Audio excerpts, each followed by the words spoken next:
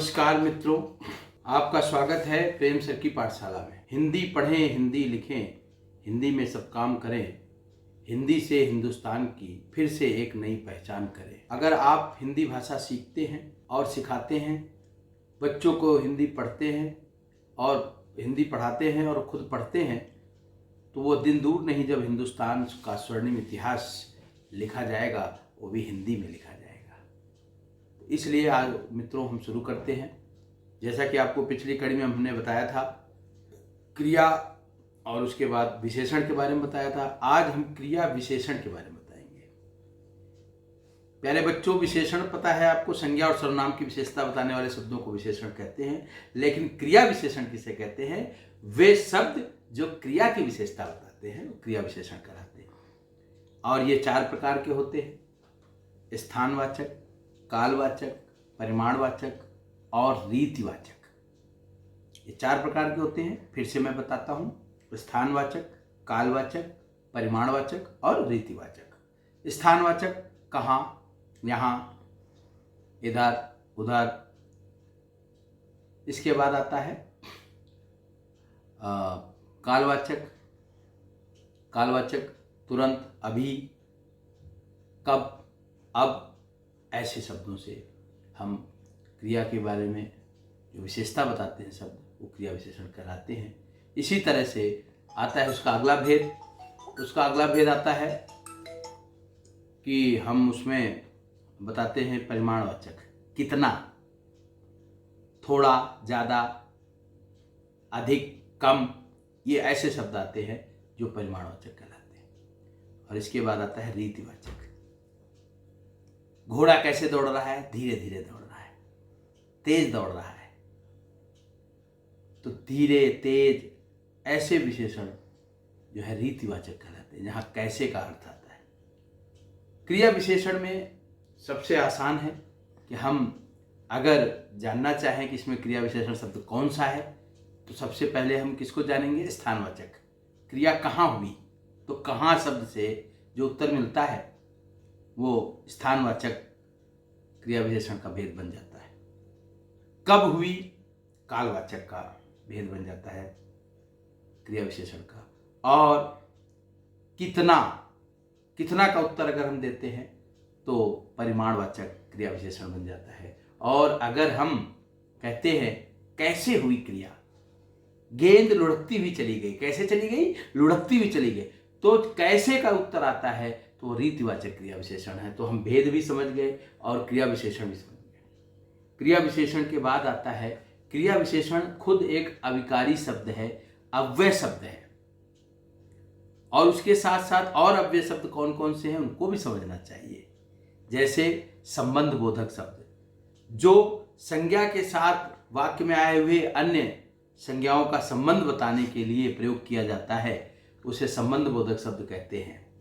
के नीचे, के ऊपर, के पास, पर, ऐसे शब्दों के साथ अगर जहाँ जुड़े हों, 2 संज्ञा शब्द आपस में जुड़े हों, पेड़ के नीचे बैठे या पेड़ के नीचे खड़ा है, तो के नीचे, के ऊपर, छत के ऊपर कोई बैठा है।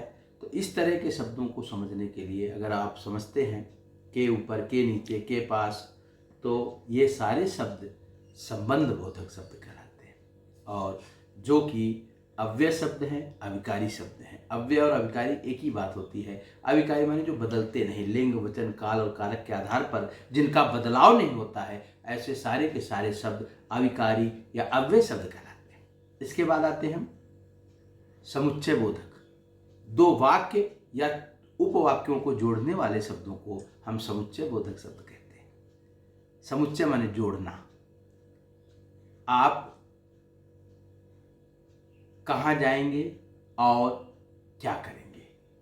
हमने 2 बातों को जोड़ दिया, 2 उपवाक्यों को, तो और से जोड़ दिया। इसलिए अथवा, किंतु, परंतु, तथा, या, ऐसे शब्दों से हम जब जोड़ते हैं 2 वाक्यों को, उपवाक्यों को, तो वे सारे के सारे उपवाक्य जिससे शब्द से जुड़ते हैं, उन शब्दों को हम समुच्चय बोधक शब्द कहते हैं।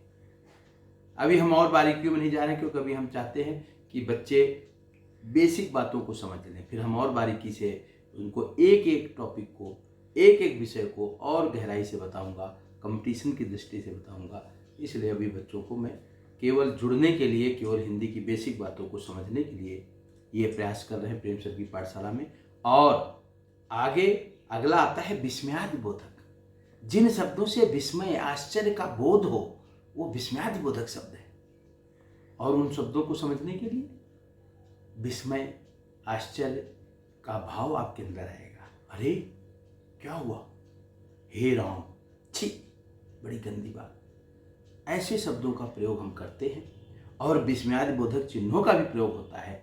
ऐसे सभी के सभी चिन्ह जो है वो लगे होते हैं, तो उसको देख करके भी हम पहचान सकते हैं कि विस्मयादिबोधक है, और उच्चारण से भी पहचान सकते हैं, और भाव से तो पहचान ही सकते हैं।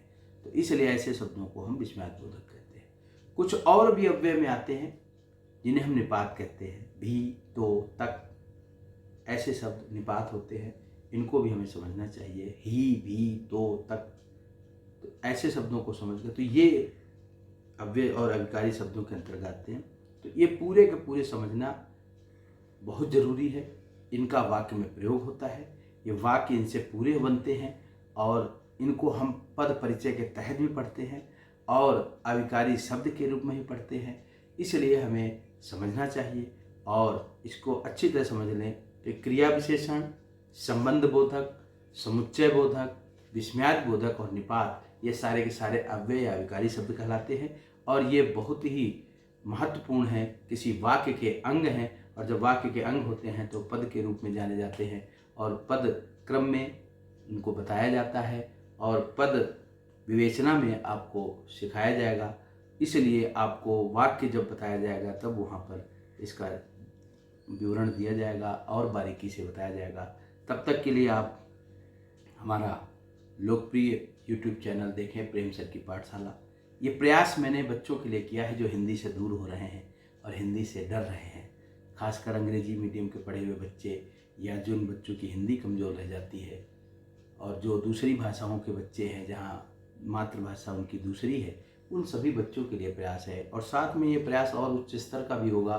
कुछ लोगों को हिंदी आती है, लेकिन इसका मतलब ये नहीं कि वो अपनी बेसिक बातों को न दोहराएं। बेसिक बातों को भी सीखें और उनको भी आगे बढ़ाएं, साथ साथ लोगों को सिखाएं और खुद भी सीखें। क्योंकि जब भी अपनी बेसिक बातों को सीखते हैं तो आप अपनी हिंदी को और मजबूत करते हैं। इसी उम्मीद के साथ मैं आप लोगों को हिंदी की 2 पंक्तियां सुना करके, जो हमारे चिंता करते थे हमारे आज से पहले भारतेंदु युग जैसे मनीषी, भारतेंदु युग के मनीषी भारतेंदु हरिश्चंद्र जी ने लिखा है कि निज भाषा उन्नति यही सब उन्नति को मूल, और बिन निज भाषा ज्ञान के मिटे नहीं एको सूल। तो हृदय में एक सूल है जो अपनी भाषा का गुण जो नहीं सीखता है, उस सूल को मिटाने का हम प्रयास कर रहे हैं और उन्नति के मूल का प्रयास कर रहे हैं। अगर आप मातृभाषा में अच्छी तरह से बोलते हैं, अच्छी तरह से व्यवहार कर सकते हैं, तो मैं गारंटी कहता हूँ, आपको सही तरीके से बता रहा हूँ कि आप भविष्य में जरूर उन्नति करेंगे। इसी के साथ अपनी वाणी को विराम देता हूँ। जय हिंद, जय भारत। आप देखते रहिए हमारा लोकप्रिय YouTube चैनल प्रेम सर की पाठशाला। जय हिंद।